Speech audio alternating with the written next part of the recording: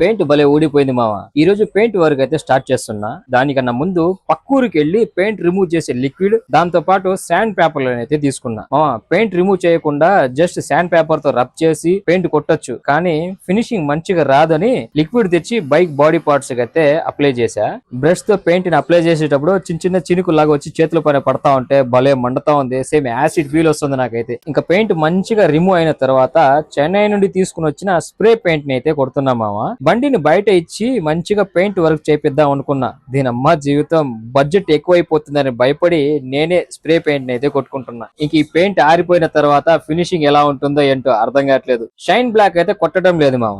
ఇది matte black. నాకు shine black అయితే అస్సలు నచ్చదు. మ్యాట్ బ్లాక్ అయితే చూడడానికి చాలా బాగుంటుంది. అందుకే పర్టికులర్ గా దీన్ని చూస్ చేశా. ఇంకా మంచిగా పెయింట్ ని రిమూవ్ చేసి శాండ్ పేపర్ తో రబ్ చేసి పెయింట్ కొట్టిన తర్వాత చూడండి మామ మన బండి పార్ట్స్ ఎలా ఉన్నాయో. వీడియోస్ లేట్ అవడానికి గల కారణం మీకు తెలిసిందే కదా మామ. మనకి షాప్ ఉంది కాబట్టి షాప్ చూసుకుంటూ బండి పని చేయాలంటే కొంచెం టైం పడుతుంది. అందుకే వీడియోస్ లేట్ అవుతున్నాయి. అందులోనూ లాస్ట్ వీక్ నేను కడపకి వెళ్ళున్నాను. అందుకే అక్కడ ఒక 4 రోజులు వేస్ట్ అయిపోయాయి మామ. నేను చేస్తున్న ఈ పని కనుక మీకు నచ్చినట్లయితే లైక్ చేయండి. ఇక పెయింట్ కొట్టిన తర్వాత మన బండి పార్ట్స్ ఎలా ఉన్నాయో కింద కామెంట్ చేయండి. ఇంకొక వీడియోలో మళ్ళీ కలుద్దాము. తెచ్చిన పెయింట్ సరిపోలేదనేసి మళ్ళీ 2 బాటిల్ పెయింట్ అయితే తీసుకొచ్చాను మామ. చెన్నై కన్నా మా ఏరియాలో పెయింట్ రేట్ ఎక్కువ ఉంది. చెన్నైలో 100 రూపాయలు పడితే ఇక్కడ ఒక బాటిల్ 130 రూపాయలు పడింది మామ. మొత్తం 260 రూపాయలు అయింది ఎక్స్ట్రా 2 బాటిల్.